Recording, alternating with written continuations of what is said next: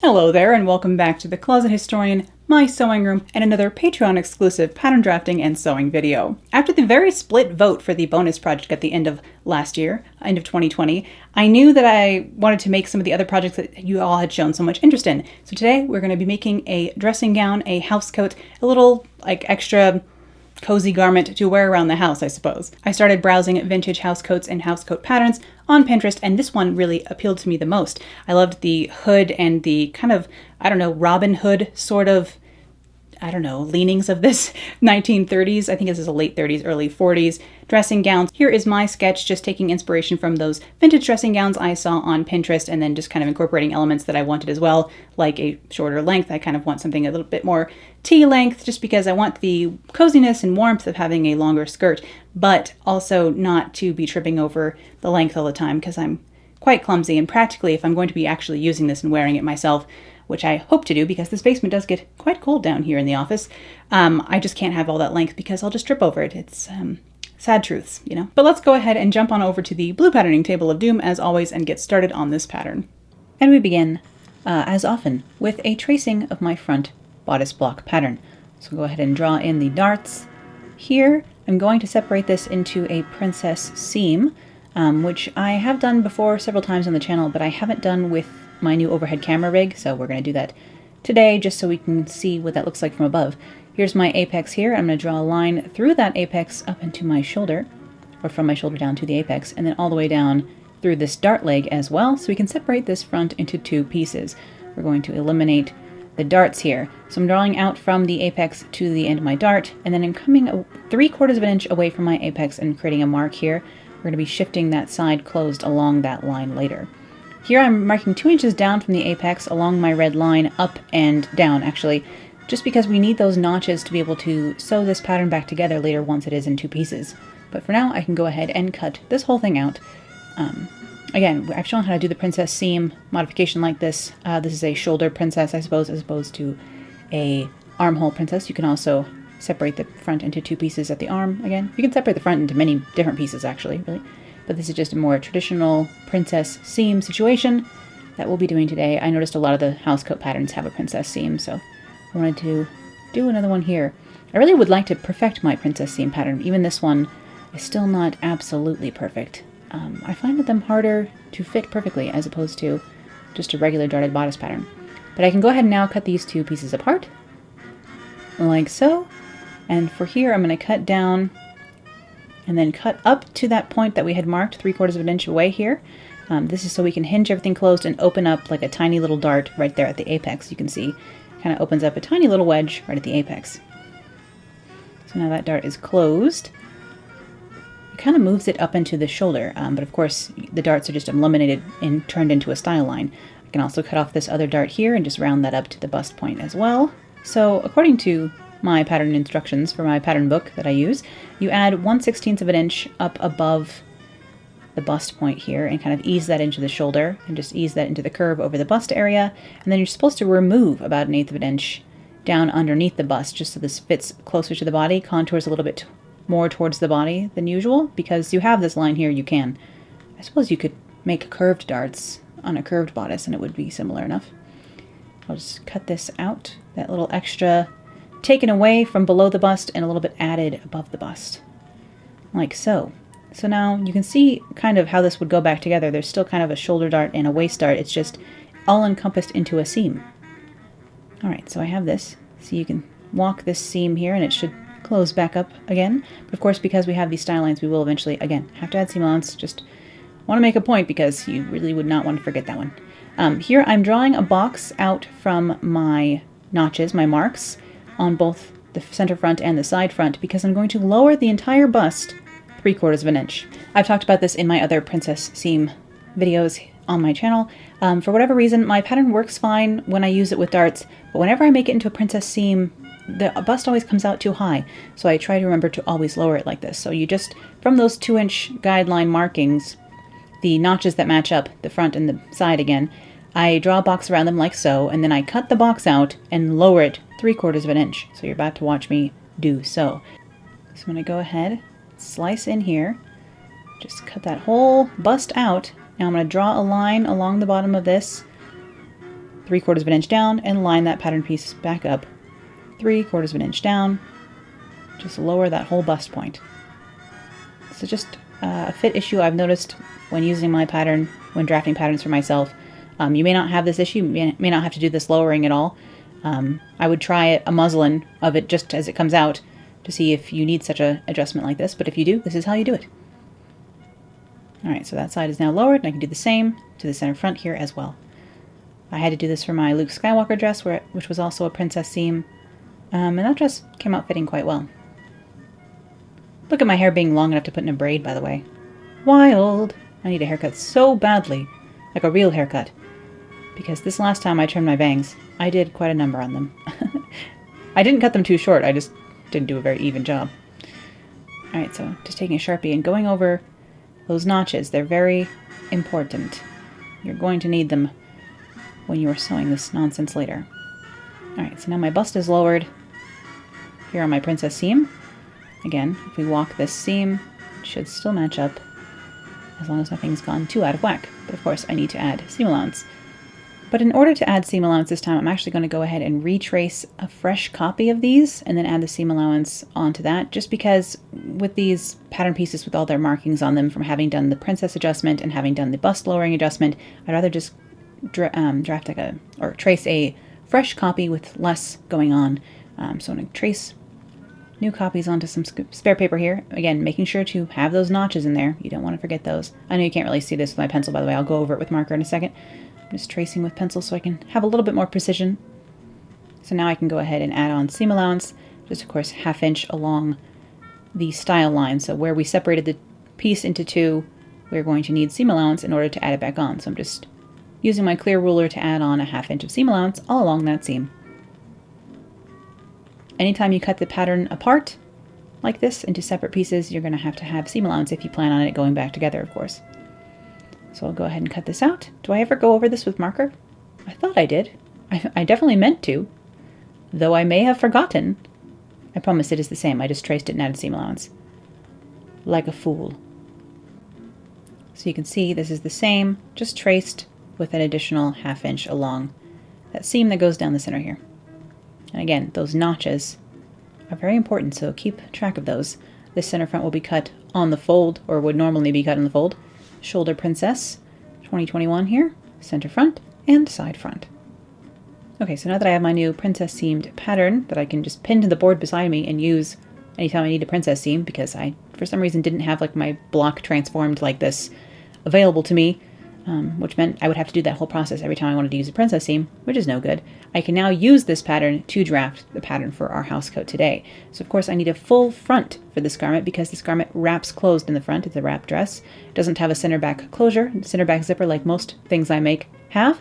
So I'm going to first draw a straight line to be my center front, and then I will trace this pattern on one side, and then I will flip it and mirror it so that it is a full front. So as instead of cutting it on a fold, I'm just going to be cutting it in one.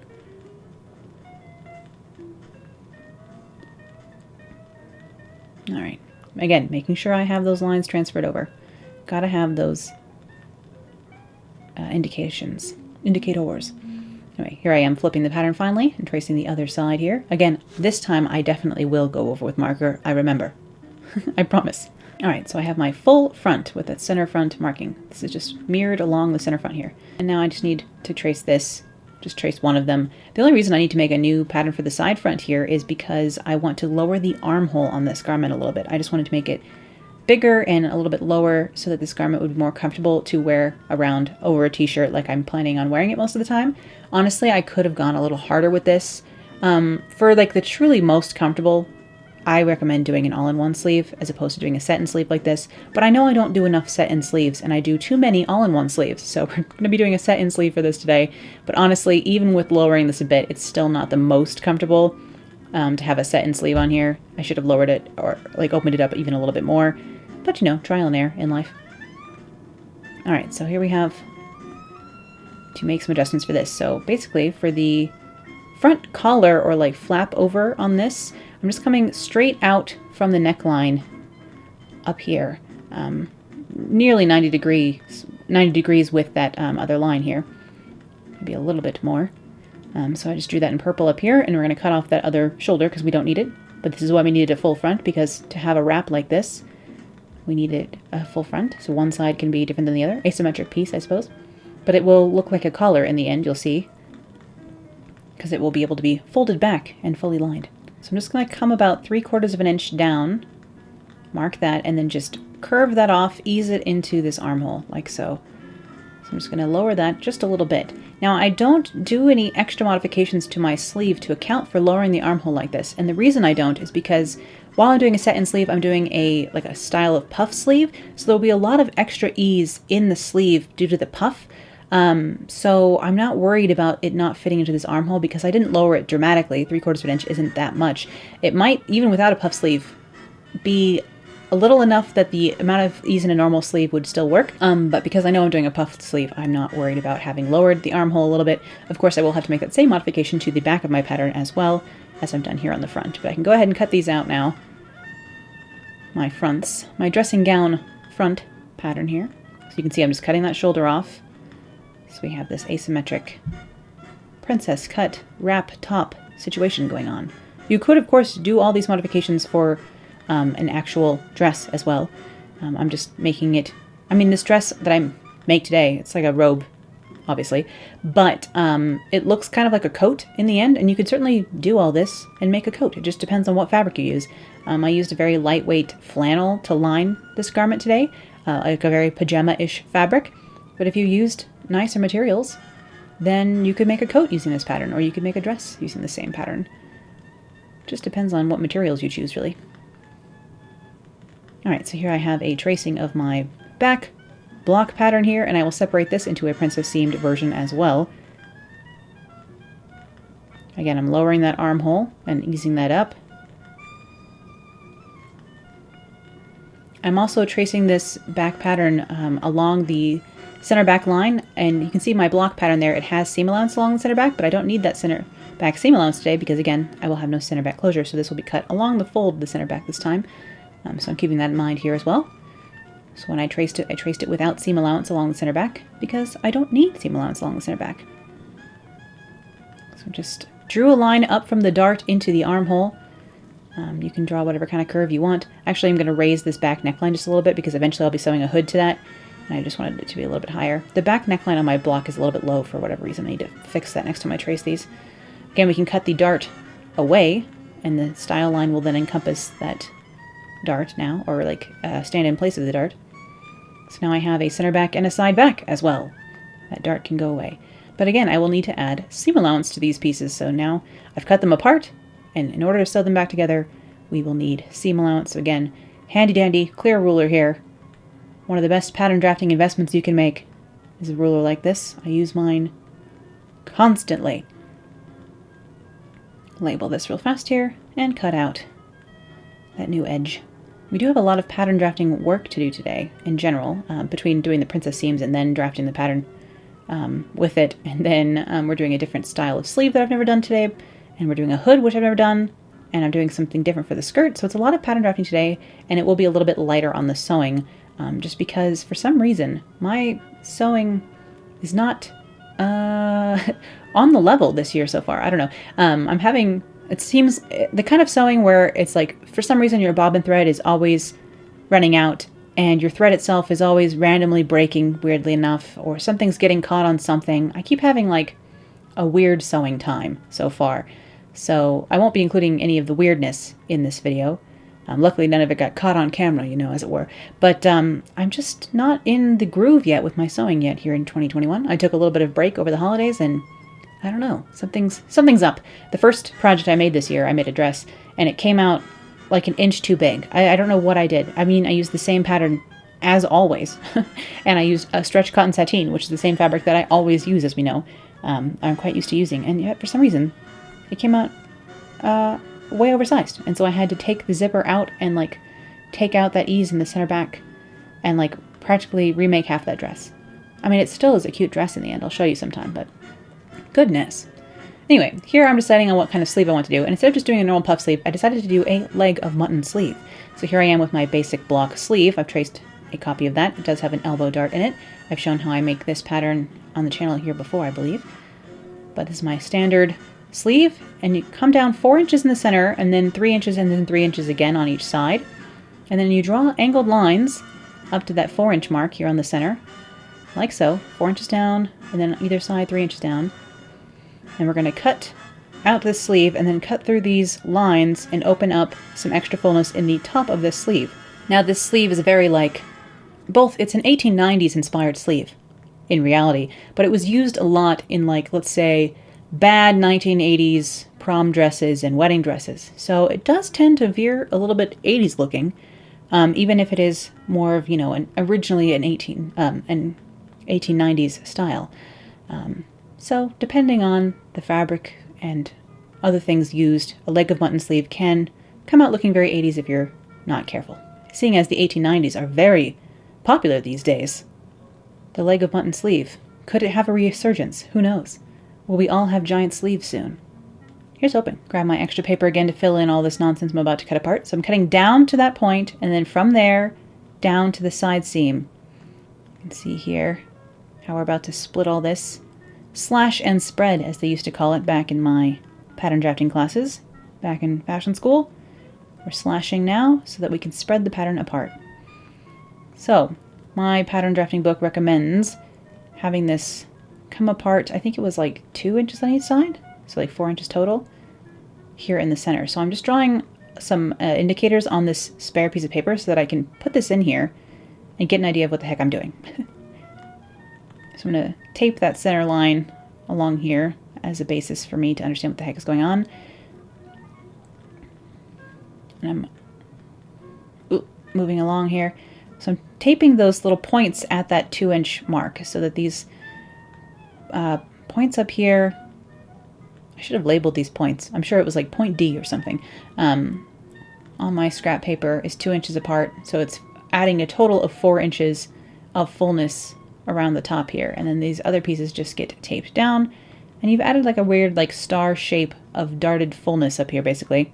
It's just making the sleeve cap area fuller without making the rest of the sleeve fuller. So from the elbow down, the sleeve is just as slim as it was to start with, but up here we're adding fullness into the cap of the sleeve. But there's 4 inches where it's crossed there on the additional paper. There's an additional 4 inches being added in, which is of course even wider up here. And they say to just curve this and smooth it. I think they recommend coming up 1.5 inches or something ridiculous. I don't remember. You connect the 2 points and then you come up 1.5 inches, which was a little too pointy for me, so I ended up having to smooth it off a little bit more because it says smooth to blend, and I had to blend some of that away. But as you can see, along that top of the sleeve cap here, there's plenty of fullness added into this sleeve, like at the edge of the sleeve, I guess. So where it gets set into the bodice, it has plenty of extra room to zhuzh around and play with when it comes to having my armhole on the bodice itself lowered a bit. So I wasn't worried about not having my sleeve being too small for the armhole, because look at all that ease I added in at the top. Leg, mutton sleeve, 2021. Again, I will be keeping that elbow dart in here also. See, this is the sleeve recommendations for if you did lower the armhole. So if that's all you're doing, this does have a separate drafting instructions for that as well. But this here says if you lower the armhole 2 inches or something like that, and I had only lowered it 3/4 of an inch, so I figured we would just play with fire, you know? Next up, it was time to make the skirt for this. Now, originally I had planned on maybe doing pleats in this skirt, but then I decided I didn't want to have the extra bulk at the waist, so I'd rather just do this as an A-line skirt. So that's what I'm going to be doing here. And again, I'll be using the magic method of doing an A-line skirt with this pencil skirt pattern. Of course, this is my basic block pencil skirt pattern that I'll be using to draft the A-line skirt for this from today. I did give myself a little bit extra space here on the right-hand side because I want to have an extension for, because it's a wrap top. So it's the same as I had the full front, I need to have a little bit of an extra bit on my center front of the skirt. But here again, I just swung the darts closed. I showed how to do this in my last video, I believe. I think I did. I think I showed this how to do this in my last video. But instead of doing slashing and spreading, it's just when you trace the pattern, you move the block pattern as you go along to end up with the A-line.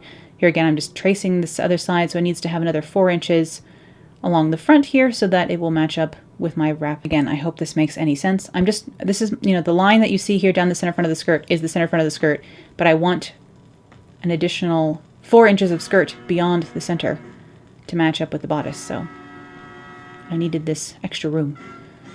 But yeah, you just close the darts as you trace in order to get this nonsense. And from where the princess line will hit on the bodice is kind of, I'm using it as an indicator for where I want to add an additional godet or bit of fullness into this A-line. I didn't want to do a circle skirt because I didn't have enough fabric. A full circle skirt on a robe like this would be very glam and extravagant, and I love the idea of doing that, but I didn't have enough fabric. And even this, I shouldn't have added the extra flare. I should have just kept it in A-line because it would have made my life easier later on, we'll see. But this is how you would add even additional flare to an A-line skirt if you want to. Here I am making it longer also, because my block pattern, because the poster board is only so wide, is only so long. And I ended up making this skirt, I believe, 32 inches long in total, which is like definitely over the knee for me, kind of between knee and ankle length. You can see me doing like back of the napkin sad math here as well. Anyway, so now I have my skirt at a length that I'm happy with. I can go ahead and cut off the extra along the front here. Again, I will be making an A-line skirt tutorial on the channel soon.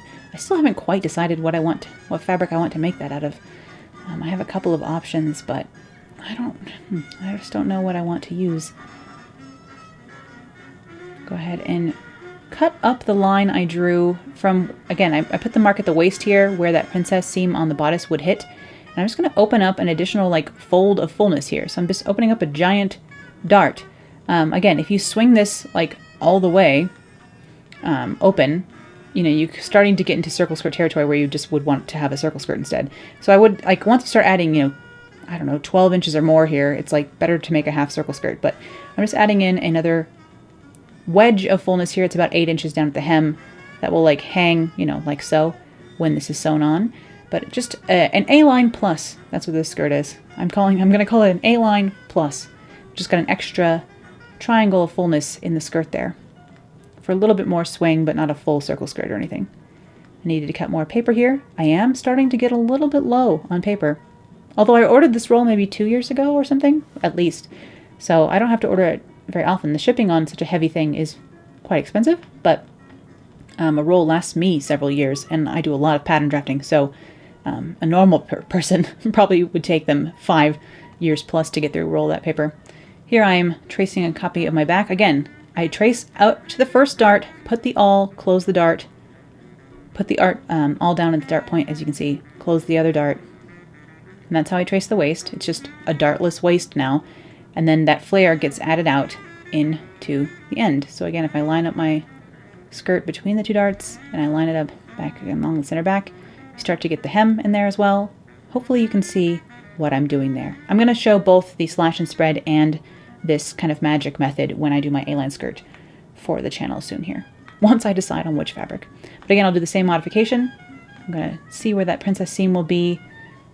This doesn't need to like line up perfectly with that princess seam. I just thought it would be a nice idea of that, for that to be the area where I added in the fullness. So that's what I did here. Here I am again having to do more back of the napkin math because my pattern is again a different length because of this stinking poster board. In fashion school, we have like manila poster board kind of paper on a roll, like big wide paper on a roll, so you don't have to ever have your patterns be too short. Because my skirt pattern, I would like my basic block skirt pattern to be 29 inches long, but it isn't because the poster board just isn't that wide. I am sorry about this video being a little bit late this month. I know I say that every time. These videos I don't put it anywhere that they're supposed to come out on the 20th. It's just how I have it in my head. But that means that they always come out on like the 21st or 22nd for some reason, which means I'm always 2 days behind in my brain calendar. So I'm going to try and change that up and change up my workflow this year so that I make sure that I get our Patreon video done first thing, and then I'll work on the videos for the channel so that this doesn't really happen to me. Oh, I decided to add on a little bit of extra wedge of fullness along the center back here as well. Again, I was getting really fancy with adding all this A-line plus and adding a little bit of fullness to these patterns, but my fabric is only so wide, so I shouldn't have done this because it meant I had to do a little bit of piecing in the end, which the eagle-eyed amongst you will see later. So my center back is here, and I moved it along, basically. So just another little wedge of fullness that I've added into this skirt. You know, as long as it tapers to nothing at the top, you can add as much as you want to these things.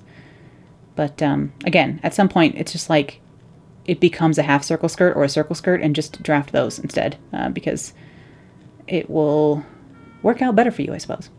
So again, I'm going to draw a line down from that indication that I made at the waist all the way down to the hem, slice up that line, and then add in another wedge of fullness here, another godet, sort of. If you were to add seam allowance here and cut a triangle piece of fabric and sew it in, that would be what a godet is, by the way. But here, you can swing it as far as you want, again, but once you get past a certain point, just draft a circle skirt, because that's just silly. So I'll tape in some spare paper here, and add another 8 inches of fullness into this back pattern as well. Again, making sure, again, I just wanted to note that I traced this back pattern. My block pattern, again, has seam allowance along the center back, so I traced it without that seam allowance because this will be cut on the fold for the center back and does not have a center back seam, so I don't need any seam allowance along the center back, and so I did not trace it with any. Things to be mindful of. I really do always use the center back closure, so the only time I don't is when I'm doing a wrap pattern like this. Alright. Dressing gown, skirt back, or back skirt, whatever. We have our front, we have our bodice back and front, and we have our sleeve, and here I'm thinking, cool, we're ready to go. Oh, no, we're not ready to go, because this is supposed to be a hooded garment, so I need to make a hood pattern. That's right. Silly me. Now, I've never made a hood pattern before, but my pattern drafting book that I always use, Pattern Making for Fashion Design by Helen Joseph Armstrong, does have instructions for different styles of hoods. This is the like loose hood, I think it was. They have ones that like fit a lot closer, like for like a running jacket kind of thing. But it requires 2 measurements. You take the measuring tape and measure kind of like the front opening of the hood over your head, and then you have that measurement and use it when you're drafting your pattern here. And then also you measure kind of from above your ears or like next to your eyes around the back of your head and get the rounded back of your head measurement. I'll show all this in just a second. I'm figuring out the lay of the land here a little bit myself, measuring my own head. Alright, so we have this here. You're measuring around your head like so. That's the first measurement you'll need, and then the back of your head is the second measurement you'll need to do a hood like this. So now using those measurements, I can go ahead and draft this according to the instructions here. Here I have a scrap of paper that is a little bit not enough, honestly. But, you know, I try and recycle my paper as much as possible, or use every bit of it, I suppose. Okay, so I'm drawing a line to start with here, and I was a little bit confused by the instructions. I don't actually need the seam allowance back here, so ignore that additional line, leftmost line here. But I have a line going up and down, and I have a line crossed down at the bottom, 90-degree angle out. And this is A and B, and the A to B is the overhead measurement, the first measurement we took, and then B to C. Then B to C, which is above here, is 2.5 inches up. Here I'm just going to fill in with a little bit more paper. Now I do end up removing most of this 2.5 inches.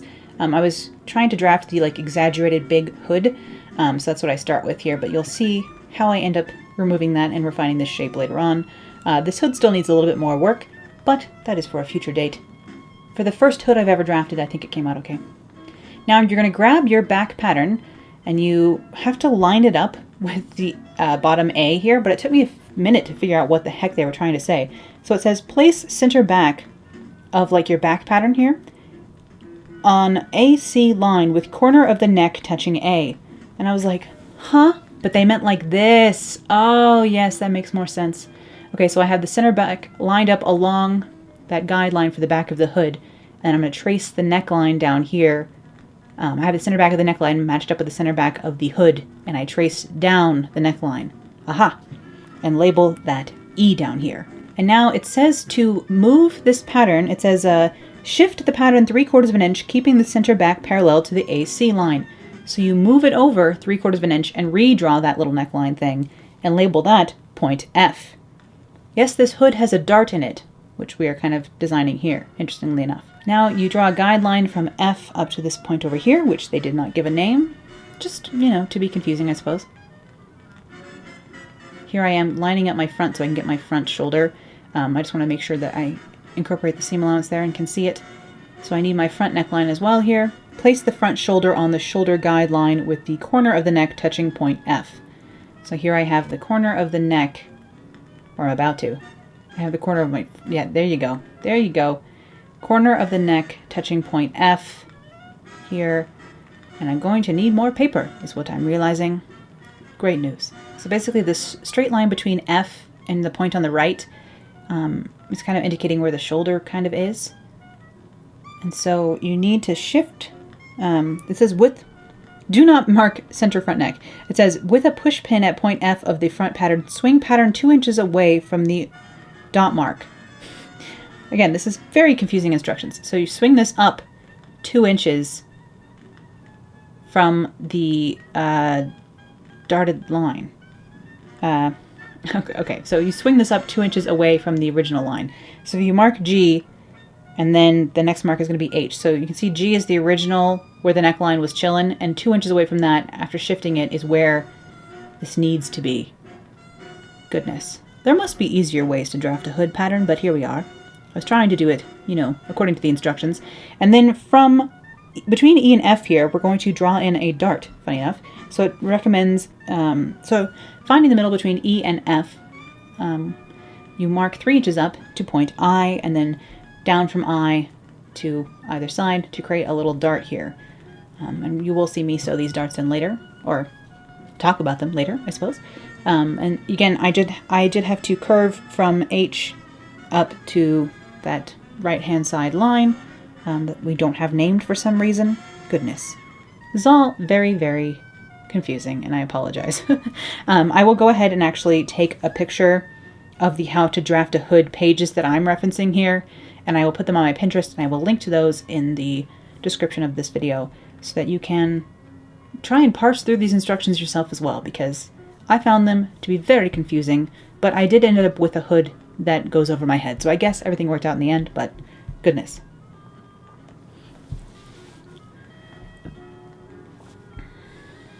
All right, so I'm going to go ahead and start cutting all this out. So a lot of these lines down here were guidelines.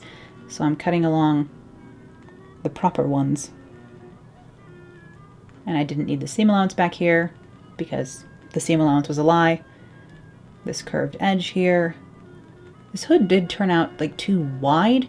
So I think the 2 inches they recommended swinging this down was too much. Which maybe I should have gauged from the fact that this was also 2 inches too tall, which we're about to find out as well. So this little dart down here, again, I just folded the dart closed with the fullness facing towards the center back because I figured that would be the way it was supposed to face. Again, they didn't tell me, but whatever. So this is the shape I ended up with. Loose hood. Yeah, we'll see. Housecoat pattern. Dressing gown pattern. What are we calling this garment? I didn't remember. Now right now this hood is a little bit pointy, by the way, so I'm going to end up curving the back of the hood to be curved. But that kind of Robin Hoodish look on the 30s inspiration image, they did have the hood just be pointed, so, you know, you could keep it that way if you wanted. Grabbing some muslin so I can cut out a copy of this pattern and see what it looks like and play with it a little bit. Just because I never made a hood before, I wanted to try it in muslin to see what the heck I had just done. So here is a copy of that. That AB line is cut on the fold, by the way, so the center back of the hood is cut on the fold. So your head goes in here, you know? But I actually noticed immediately this was just too tall. There's just too much fullness going on, so I'm going to pin about 1.5 inches down and then try it on again and see if that is better, because it was just too tall. I suppose, I guess, maybe they're leaving room for like you to have your hair done, and this is a dressing gown. The whole idea is that my hair isn't done yet, you know? Alright, let's see if that's better with a little bit of fullness removed. So yes, that worked. I'm going to come down 2 inches, even though it had me add 2.5. I didn't need them. And then I will curve the back of this. I'm just going to go ahead and cut that out here on the muslin and sew it up so I can see what it would look like. You can see I'm cutting this with a 1/2 inch of seam allowance here, meaning that that top edge is lowered 1.5 inches. And I will just sew along here and see how that comes out. See if I like that a little bit better. I'm sorry I'm not showing me trying this on my head, but of course I had no makeup on and had very bad hair, etc., etc. It's no excuse, but it is my excuse. So I'm just curving that back of the head there. I could have curved this even more, honestly, but again, I didn't know. I've never made a hood before. This was the first time. So just curve that down around the back of the head here, like so. So now I have my hood pattern, and I finally have all the pattern pieces I need to go ahead and start cutting out this dressing gown. And the fabrics I'll be using for this are this tartan cotton flannel, again like pajama pant fabric basically, and this cotton sateen in darkest navy. I bought this hoping it would be a bit of a lighter navy, and so it just sat in my stash because it wasn't exactly what I expected, but it will work perfectly for this. Here is that laying on the sateen. You can see because of that fullness I added into this skirt pattern, it doesn't fit this way on my fabric. I could fold the fabric differently, but I want the stretch that's in this fabric to go across the body, so I'm not going to. So I will just piece these little corners of the skirt together. On a garment that I would be wearing out, I would never do that, but on a garment meant for wearing around the house, I don't mind having it be pieced. In reality, vintage fabrics would never be this wide anyway, so having the corners pieced isn't that strange of an idea, honestly. Now with everything cut out, I can come back over here onto the blue table of doom, of course, and start making any markings or indications I would need. This is normally where I would transfer darts, but of course we don't have any darts on the main body of this, weirdly enough. We have darts on the hood and darts on the sleeve, of all places, but not on the main body. So here I am starting to pin the backs together. I don't have notches or indications on the back because it's less important if this curve is off a tiny bit. Whatever, doesn't really matter. But I just ease the straighter piece onto the curvier piece, which is how I always do these sort of things where you're stowing something straight, or like one convex thing onto a concave thing, or a straight thing onto a curved thing. You just kind of slowly ease it into place. I use my fingernails a lot to kind of creep along the fabric and ease things along. As you know, the pattern piece does match up. Hypothetically, that means if everything's gone according to plan, then they will match up in fabric as well. But it might fight you on it a little bit. And of course, I did cut out everything in the fashion fabric and in the lining fabric because I wanted to just fully, completely bag line this whole thing, including lining the hood. So I cut out everything in the fashion fabric, this blue sateen, and then also in the plaid as well, the tartan, as it were. Now here for the front, I do want to, again, remember those notches that we kept putting, or the markings we kept putting all the time, transfer those marks onto the fabric as well. So it's important to transfer those marks for the front, because around the bust, you don't want anything funny to happen, you know? And here, the thing about this too, is that this would result in a rather well-fitted garment that is made to go fit over my vintage style undergarments that I wear. So like it's made to fit over the Bali flower bra, which is a more pointy shaped bra that I normally wear with my clothes, with my vintage clothes. But of course, when I'm at home and wearing a house dress or a house coat like this, I won't be wearing like all my like super pin-up-y undergarments, you know? So this garment is going to be a bit pointier on me over my pajamas. If I wore this like as a dress, which even though it's lined in flannel, I could, honestly. It turned out quite cute, so I would wear this out as like a coat dress. But if I wore it over the proper undergarments, it would fit better than it's going to in the end, because I wear more comfortable things around the house and not necessarily my regular undergarments when I'm just going to be, and when I say regular, I mean things that I would wear out with my vintage clothes are not the same that I wear around the house. Hopefully that makes sense. So when I'm being my loungiest self, this actually garment does not fit perfectly. I should have thought about that and made the bust more rounded and flat, honestly, for this garment. But I wasn't thinking about that. I was just thinking about, ooh, I need a princess sleeve or a princess seamed pattern. And so I use my block, which is, of course, my block is made for wearing out of the house, not for lounging around the house. Hopefully any of that makes sense. Here I am transferring the dart from the hood pattern onto the fabric. So I have these little darts in the back. There are instructions in this book for removing the dart from this pattern, by the way, if that is of interest. If you wish to not sew tiny darts in your hood, I didn't mind. Whatever. They're tiny. Also, I can go ahead and just pin the top seam of this while I'm here. Why not? I am just going to ease around this curve into the folded edge back there. Just like kind of sew off the edge. Like I would a dart almost, actually. Here I am tying the ends of my darts on my hood here, because you know me, I like to tie the ends of my darts. Again, as we get into the sewing here, hopefully I have at least filmed a little bit of every step, but I was struggling a little bit with sewing, so that frustration came through possibly in a little bit of an abbreviated documentation of this process. I'm sorry about that. But of course, here on Patreon, I do try and focus on the pattern drafting element more so than the sewing element, just because You've seen me sew a lot of things by the time you get over here. And everything, you know, is the same. Back stitch at the start, half-inch seam allowance, stitch along, and in this case, always seem to be running out of bobbin thread. I don't know what that was about. This project might have been a little bit cursed. Don't know what that's about. I think the universe knows that I should be writing all the time. So I just sewed off the back, again, like head seam, the top of the head seam of this hood. I just sewed right off the edge like I would a dart, and tapered the seam allowance until I just ran off the edge, is what I'm trying to say, and tied that shut like I would a dart, honestly. Also, you'll notice here I haven't serged any of my raw edges like I normally would, and that is because, again, this garment will be fully lined, and so I'm not worried about the edges coming undone, I suppose, because they will all be encased in one another. And here I am sewing over the curve of one of my princess seams here, trying to be good and take my pins out as I go. I was thinking, man, why did I use these normal pins? If I used fine glass pins, then I would have been able to sew over them without a care in the world. But I had used my regular pins, and I don't like sewing over those on this machine because they are rather thick and large, these pins. But again, just take your time when sewing something like this, where you're sewing a straight edge to a curved edge, like a princess seam. You know that the pattern matches up, and so just trust the process that at a half-inch in here, this pattern is supposed to go together. And just go slow around these curves, trying not to get puckers or like any sort of like miniature pleats or gathers in over the bust, of course. And like the smoother this bust comes out, the less of a problem it is. Again, if you are a smaller busted human, then you will have less trouble with this. But when you start getting up into the double D territory, there are extra things to consider, you know?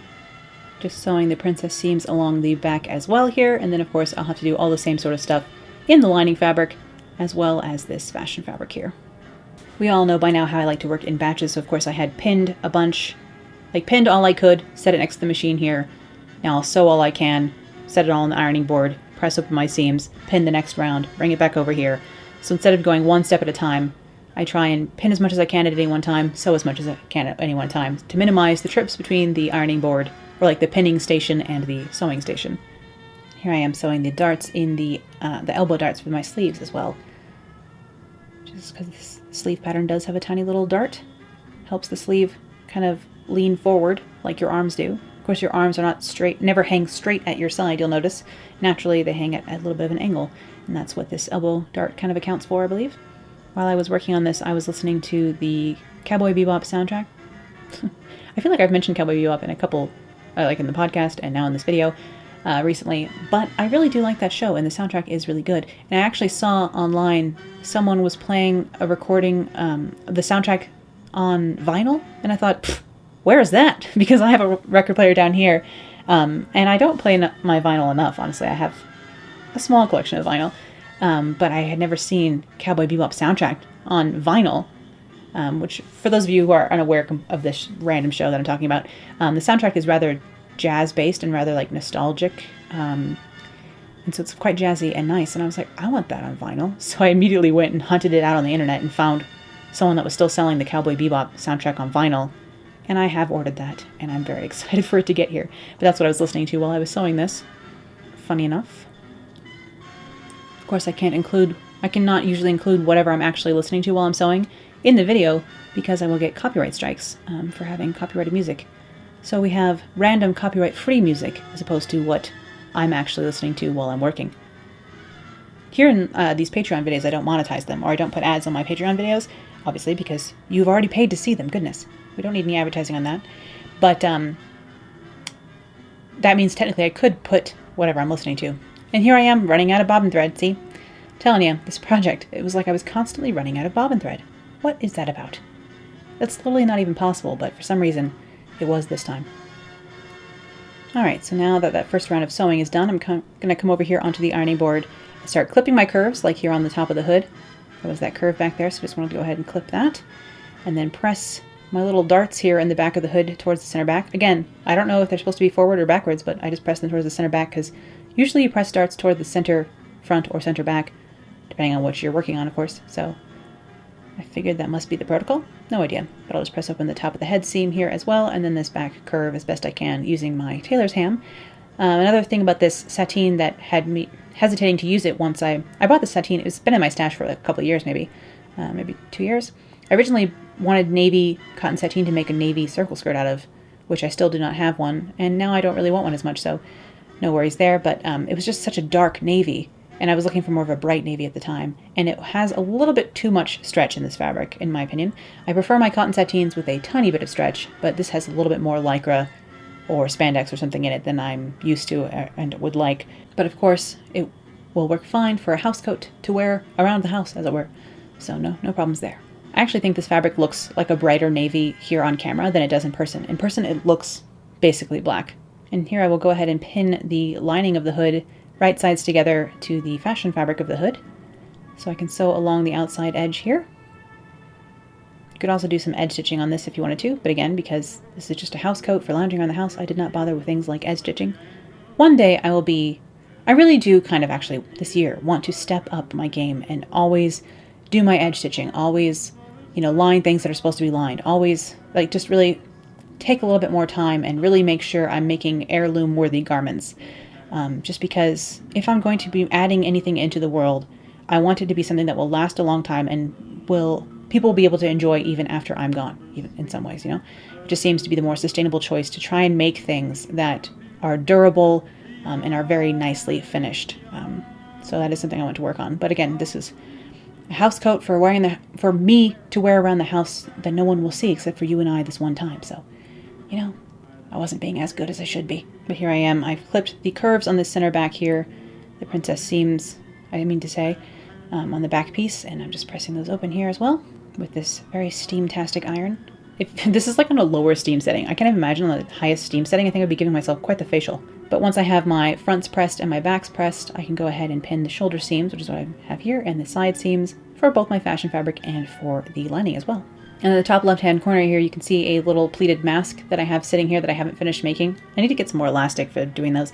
But that was the fabric I used to make that dress that turned out too big. My first project of 2021, I made a dress out of that printed sateen up there. It's actually a very pretty sateen, black and white print, kind of abstract, leafy print. It's like looking up through the trees kind of a print, but very abstracted and blurry. But it's black and gray and white, and it's very pretty sateen, again, from Mood Fabrics. Shocking.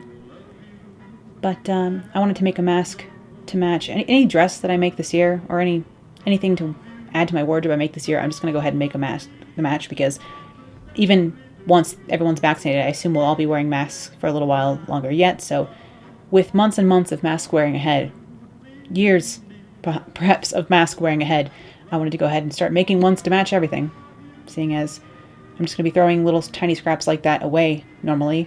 Might as well just save one to make a mask.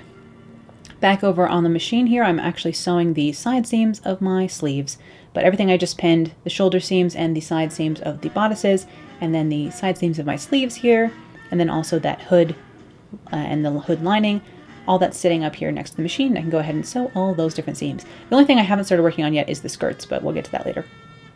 And here I have my fine glass-headed pins on here, so I don't mind sewing over them. Nice. Started to remember here. Wait a minute, if I use my fine pins, then I can just sew over them and be extra lazy. Honestly, what's gotten into me? I am really kind of in book mode. I think that's the problem. I'm really trying to focus on writing a book this year, and so my brain is always kind of a little bit off in another world, honestly. Doing really poorly at not sewing over my pins here. Who is surprised? A show of hands? That's right, nobody. No one is surprised. This poor machine. She deserves better. I did record our podcast for here on Patreon earlier today, and now I'm doing this voiceover, and I'm noticing a hot tea might be in order or something, because my voice is starting to hurt. It's going out on me a little bit. Of course, I don't use my voice very often, much other than for my videos and podcasting right now, because I don't have anyone to talk to in daily life, because I'm just home, chilling by myself. So my poor voice gets strained kind of easily now, because I don't use it very much. I actually met up with my friend to have a parking lot date. This is how we socially distancely hang out now, is we both park our cars next to one another, roll down the windows, and just chat between our cars. Because we can't hang out inside, and it's too cold to sit out like at a park bench anymore, most of the time. We were able to have a park date the other day because it was like 62 out, which was weird, but now it's back to being cold. So we had a car date the other day, but I noticed after we talked for a few hours, my voice was just absolutely wrecked, and I am now on the edge of that again. Anyway, just pressing all the things that I just sewn. So here I am pressing a shoulder seam, etc., a side seam, all that jazz. You can see here that the plaids are going different directions. That's because I definitely did not. If I had to piece together the skirt pieces on the outside of this, I definitely had to piece together a few things for the lining because I did not order enough of this flannel. I don't know why I ordered like 4 yards instead of 5 when it was like quite cheap. What was I thinking? Just order a little bit. I should have ordered extra so I could make matching pajama pants to go with this housecoat, which would have been a very cute idea. What was I thinking? I was apparently being, cheap that day. Here I am ironing my underarm seam of my sleeves while I'm here. But yeah, that's the safety precautions that my best friend and I have been taking so that we can still kind of see each other. It's very strange to... my best friend and I, we've been friends... We met in college, so we've been friends for over 10 years, or around 10 or 11 years now. She's my oldest and best friend, and it's just weird to not be allowed to, hang out inside with her. It's so weird. Normally we have a lot of, movie nights, and we'll, rewatch Twilight and laugh, or watch a Disney movie usually. So we usually have, dinner and a chat and a movie, and it's so weird to not be able to do that. Still. After all this time. She was the last person I hung out with normally before the pandemic. I think it was March 4th I went over to her house. I just remember because it was the last time I hung out with someone where it wasn't distanced.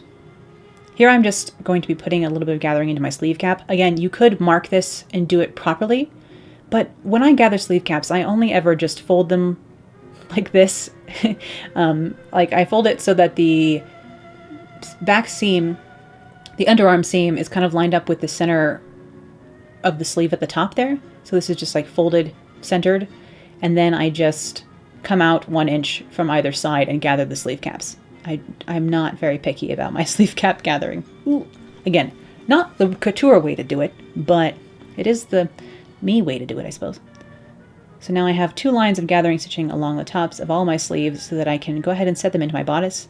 I am going to set the sleeves into both the fashion fabric, and then I'll set the sleeves into the lining, and then I'll slip them together once I'm bag lining the entire garment. So instead of lining the sleeves and then sewing the sleeves in later once the garment is already lined, I'm going to sew the sleeves into the lining and the sleeves into the fashion fabric individually, and then slip it all together later when I bag line the entire garment.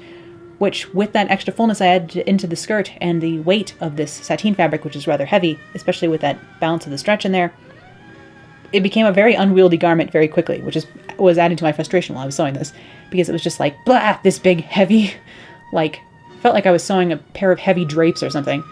But here I am, setting my sleeves in. We all know I like to use an all-in-one sleeve, but here I am, setting a sleeve in. I promise I'm not afraid of setting in sleeves. But here I'm just pinning all the way up to where the gathering is up at the top, and I'll just leave that free for now, and then I'll go to the other side, and again, from the underarm, pin my way up to where the gathering is. That way I can pull the gathering down more if needed to perfectly fit up near the sleeve cap. And then I will go ahead and sew those sleeves in to the bodice. And I'll do the same thing all over again for the tartan version for the lining as well. This one with so many different things going on between the, it has a set-in sleeve, it has multiple pieces for the front and the back, and it has a hood, all the little different things going on, was a bit of a more involved project than usual for me. Which is alright. I don't mind. But it was fairly straightforward to go together, but I do realize that I have maybe some certain intuition now of what order to do things in that may not come naturally to everyone, but I've just sewn so many garments that I think it comes kind of naturally to me. Okay, do this, and then do this, and then do this. Because, of course, I'm not following an instruction sheet. I'm making it up as I go along. But it's rare. I don't think I've ever sewn anything and been like, oh, I should have done that afterwards. Dang. It's pretty rare that I do that. But here I have the fashion fabric, the outside of this garment, all done. But before I bag line this with the lining, I'm going to baste the hood around the neckline here. So that's what I'm doing. I'm pinning the hood to the center back and around to the front. So I'm pinning the hood at the neck on. The hood is, of course, fully lined now and ironed into place. And I'll pin this along here and then just baste it in place. Give it a quick zip around on the machine because it's going to be sandwiched in between the fashion fabric and the lining. So I'm pinning this onto the right side, the outside of the garment right now. So I'll just go ahead and baste that on before I line this garment. And this will just help keep things smooth, and so this doesn't move around later on me when I sew the lining in. Yes, I do have a big scratch on my hand here currently. It's because my hands are so dry that it's easy to vaguely injure them by scraping against anything, because it's winter here, and in winter in Colorado is a very dry environment in general, but winter, that's next level. Alright, so now I'm going to finally start working on the skirt. The thing about A-line skirts is they go together really quickly. There's no darts, so it's just the side seams. So here I am pinning the side seams. I'm just pinning the fronts onto the back here. Of course, this time the back is cut on the center, and usually the front is cut on the center. But again, this is a wrap style, as opposed to something with a center back zipper. But just pinning my side seams on both this fashion fabric and the lining layer as well. And you can see down here how I have that little corner is pieced in down here at the side seams on these, unfortunately. But that's alright. Only we will know, right? Okay, go ahead and sew those side seams. Just regular 1/2 inch seam allowance, of course. Once again, I do believe I did run out of bobbin thread while doing this again. It's just my constant theme for this project for whatever reason. I am just using regular Gutermann all-purpose thread for this project, by the way. Even if it was making me sad. Oh well. Darn you, thread.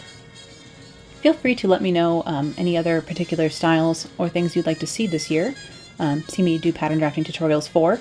The other option that had gotten a lot of votes for the project last month, the bonus project vote poll situation from last month, the dressing gown got a lot of votes, and then also the velvet dress got a lot of votes. So I think I'll be making the velvet dress next month. I'm not sure exactly what new pattern drafting techniques and stuff I'll be showing in that. I guess it's a lower neckline?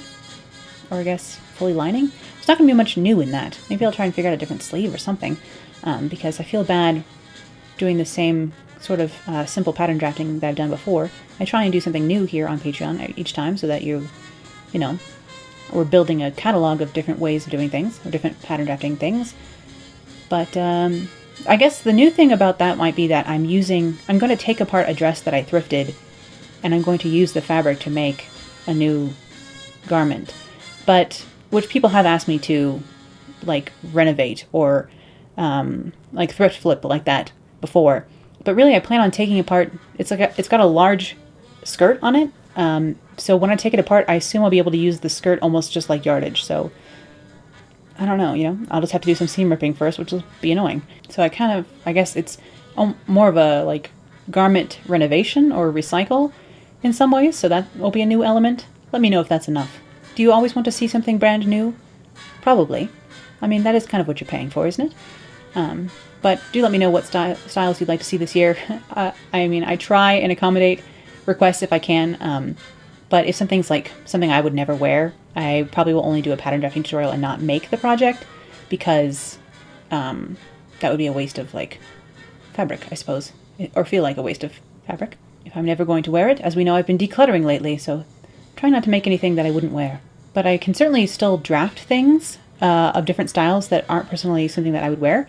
Like, for example, I don't wear empire-lined things, but if you'd like to see how to make them without the sewing portion, just the pattern drafting portion, feel free to, let me know your thoughts on this kind of stuff. But here I am, starting to fully line this garment now that the skirts are on. By the way, at some point while I was nattering away, as the Brits would say, I sewed the bodices onto the skirts at the waistline, but that's not that groundbreaking, is it? But here I am, right sides together, putting the lining on top of the fashion fabric and pinning it all in place all the way around. I'm leaving the center back hem of the skirt open to turn this all right side out with later on. And of course the hood again is being sandwiched in between the layers up at the neckline. And the reason I left the back hem open will become obvious shortly. But here I am turning everything right side out now that it is fully bag lined. Again, you could do some edge stitching or understitching with a bag lining like this, but I did not bother.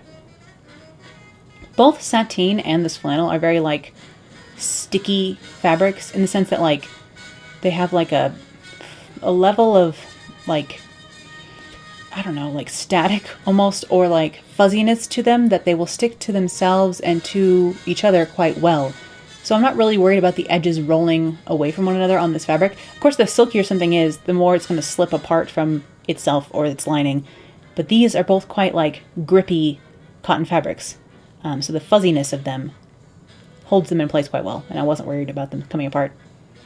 Okay, so now let's talk a little bit about the little sash belt for this. I've just cut 2 strips of fabric, the width of the length of the fabric. These are 36 inches long and about 4 inches wide. Then I did cut another strip that was 1.5 inches wide right here to make ties to go to the inside of this wrap so that I can tie it closed around my waist on the inside, and then the sash will tie it closed on the outside. So I'm just making I'm just folding this together.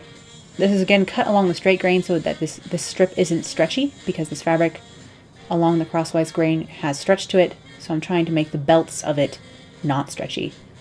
Hopefully that makes sense. I'm just going to sew that together into a little tube, and then I will attach that to the inside waist of this garment, which is starting to look like this. The outside looks like that, the inside looks like so. And you can see here, the lining for the back of the skirt is not the same length, so it's just serged as a finish here.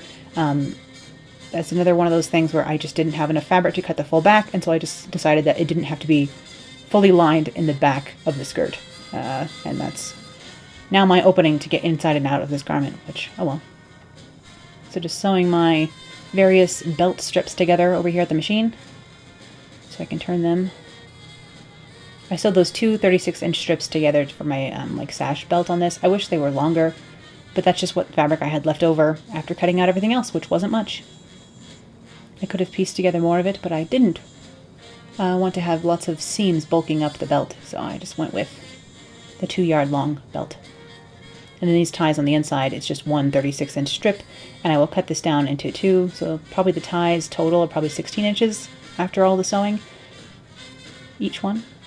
And I'm going to attach those at strategic points to the coat, the house coat, so you'll see that in a moment. I did have a request to show how I make belts, and I was planning on doing it with the taffeta dress, but I didn't have enough fabric for that either. For the taffeta one, I was really cutting it close on the fabric, so I did not have enough fabric left over to make a belt for the taffeta evening gown, which is unfortunate because I think a matching belt would be nice with that. But, so I'm kind of showing a little bit of how I make belts here today, but I will really try and remember this year, soon, next time I make a dress that would benefit from a belt, to make a matching belt. I even have a belt kit down here so I can make a matching buckle even. So I promise I will get to that this year. I haven't forgotten, is what I'm trying to say. I haven't forgotten the belt request. It is coming. But I have been running out of fabric. I've been cutting it too close on fabric lately, so I haven't been able to make any extras like belts recently. Okay, so for the back of the fashion fabric of the skirt, because it was not bag lined like the rest, I had to hem it separately, so I did just hem that with bias tape. You know how I like to hem a curved edge with bias tape. So the outside will be clean, and the inside will be lined in some areas and faced with bias like this in others.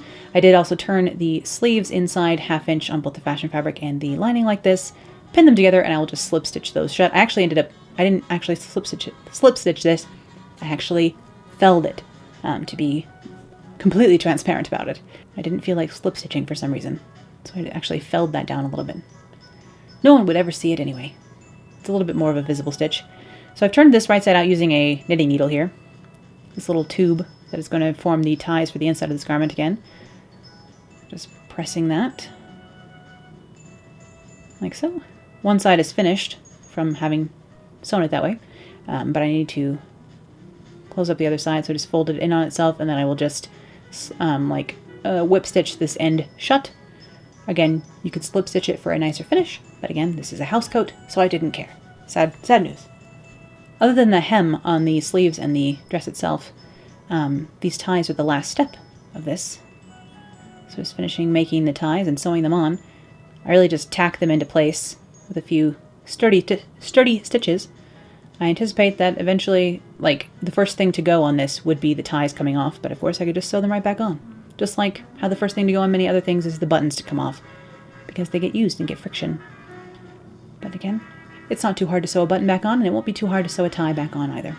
So here on the, I guess this is the left-hand side of the front of the wrap, I'm going to sew the first tie on, and then I will sew the second tie on the inside of the garment along next to the right-hand side of the princess seam. So I'm not sewing to this, I'm sewing this to the left, sorry. I'm sewing this onto the left side of the garment here. Left and right, honestly, not my strong suit. This is why I don't give directions, you know? Not that I'm going anywhere or talking to anyone usually in order to give directions, but I'm just whipping this on here. Again, this is going to be like covered by the garment, so you're not going to see, like there's stitches on the outside, but no one will ever see them. As usual, as my usual recommendation goes when I'm recording these voiceovers, like you could do this nicely, but here's how I'm doing it. Sad times. But here I am sewing the other tie to the inside of the garment on the right-hand side, between the side seam and the princess seam on this side. Just gives me a little bit of wiggle room to be able to tie this shut on the inside. You know how robes are where they have that inside tie and then the outside belt? You're with me, right? You know what I'm talking about. I'm making sure to sew through all the different layers going on here, because if you just sewed it to the lining, it wouldn't work very well. Alright, here's the other tie. Again, I just folded that in half, and I will sew it into a tube, and then I will make this right side out, again, using my handy-dandy knitting needle here. A tip someone online gave to me, and I was like, oh my god, perfect. I certainly am not going to use my knitting needles for knitting, because I'm terrible at knitting, so it's good to repurpose them somehow. Alright, have the nice corners poked out. Of course, I did clip my corners there. I don't know if you caught that. I didn't do it on camera, but my corners were clipped, otherwise they will not lie nicely. Just like your curves, corners need to be clipped too. I'm just pressing this, and I am actually going to do a tiny bit of top stitching on this. So just about 1/4 of an inch in from each edge. I just went all the way around and left the needle down at the corners, moved, and stitched along the other side, just to give a little bit more stability to this belt so it wouldn't roll up on itself all the time. Of course, you could, when making a real belt, you would want to use interfacing. Because this is like a tube of sateen, so it's like 2 layers of the sateen, and the sateen is quite thick, I wasn't worried about interfacing this belt because I just didn't think it needed it with this weight of fabric.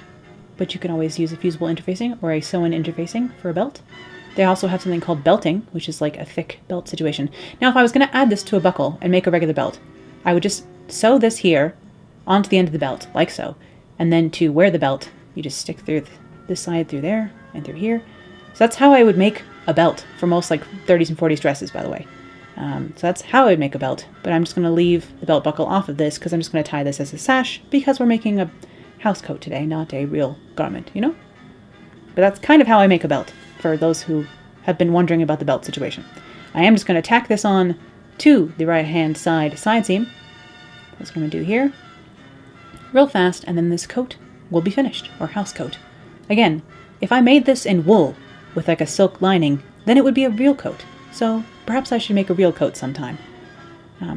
It's not that different. It really is just the materials used. Of course, I would add in more ease if I was making a real coat, because it would be fitting over real clothes underneath. Whereas this, I'm just making to wear over loungy pajamas, you know, as previously established.